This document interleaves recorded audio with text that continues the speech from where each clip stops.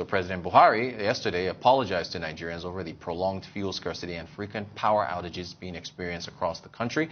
The president, in a statement issued by his spokesman, Malam Garba Shehu, said the blackouts seen in the national grid were being addressed. However, the Nigerian Electricity Regulatory Commission, NERC, has explained that the power situation was caused mainly by the activities of vandals on the country's gas supply assets. Joining us to discuss further is Arise business analyst Chika Nbono. Chika, good morning to you. Hi, how are you today? Fine, thank you, sir. Thank you so much for joining us. So, the president's apology. What do you? Well, we were looking for definitive solutions or definite timelines. You know, my people say that the hunger that you know when it's going to end is easier to bear. Yeah.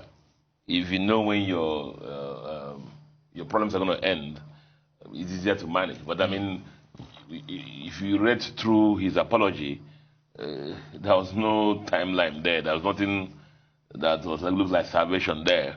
It was just explaining the problem and why the problem was going to continue. Because within yesterday, I told you in the last 48 hours, I'm not sure I had more than 10-20 minutes of light in where I stay, and it's not gotten better. So apologies without, as someone I know will say, apologies without remedial actions. Right. They're actually meaningless. You know, but remedial actions that tell us that Nigerians, you get 18 hours of light or 10 hours of light, or even an update to us on the Siemens power program. Exactly. It's an opportunity for the president to speak to us about the general power plan in the country. He's getting to knock 8 years almost. One of his promises was on election promises when he came to power was on power. Yes, that is correct. What is he leaving behind for us on power? Yeah. You know, this would have been a time for him to tell us that this is what he's doing, this is what he's done, this is what he's done, and share the Siemens power deal, which all of us celebrated here when it happened, but that's not like that. So I mean, the apology is okay, but I mean, he doesn't provide any solace to the suffering masses. Now you will find there are a lot of the whole system is is complaining. Yeah. Even some banks have given out notices. So close early. Yeah. You can imagine banks who have money closing early, right? Rationing diesel. Estates now also. Housing estates, service charges. Service charges have gone up. Why wouldn't they go up? I mean, they impute. It's funny that the people who don't want, who insist on fuel subsidy, will live in those estates. Exactly. Meanwhile, they will pay the increased service charges. The estates, but they will want PMS to remain the same price forever. Right. But it's important to understand the dynamics of this.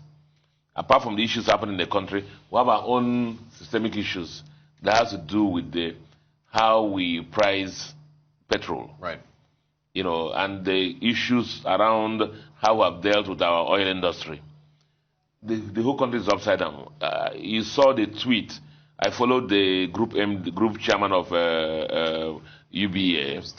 Yeah. And he brought up some topical issues. I'm having the reach also here. I don't want to say cry. Right.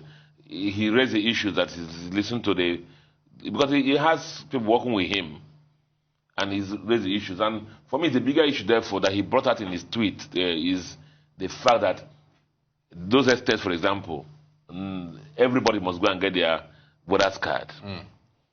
This is not the political. We don't do political pitches here. Of course, yeah. But the election time is not when those estate members will just go and be lying that day. People go and lie down and be drinking beer or eating things and won't go and vote. People who have employees should go and encourage people to get their card. Let it get involved in what's happening in 2023 and select people who are accountable to us and make sure that Nigerians don't suffer go through this again. I mean, power, nothing has happened in the last 20 years in power. It's gotten worse. Promises have been made and not been delivered. And so those are the issues. So thank God for the president for his apology, but he hasn't helped us. Would you like to discuss the World Remit report or the banking probe on charges? The World Remit report is slam dunk. it's not surprising that it increased in 2021. Because remember 2020, we had issues of COVID. Yeah. There was a lot of lockdown. A lot of people lost their jobs too. Apart from countries that had payments to citizens who were not working, a lot of other countries didn't have that kind of payment to citizens. And so people were out of job. And you have to survive in the country of your habitation before you can send money home. So with the stability that came in with 2021, with the people returning back to work in 2021, it doesn't surprise him, therefore, that there was an increase in the remittances.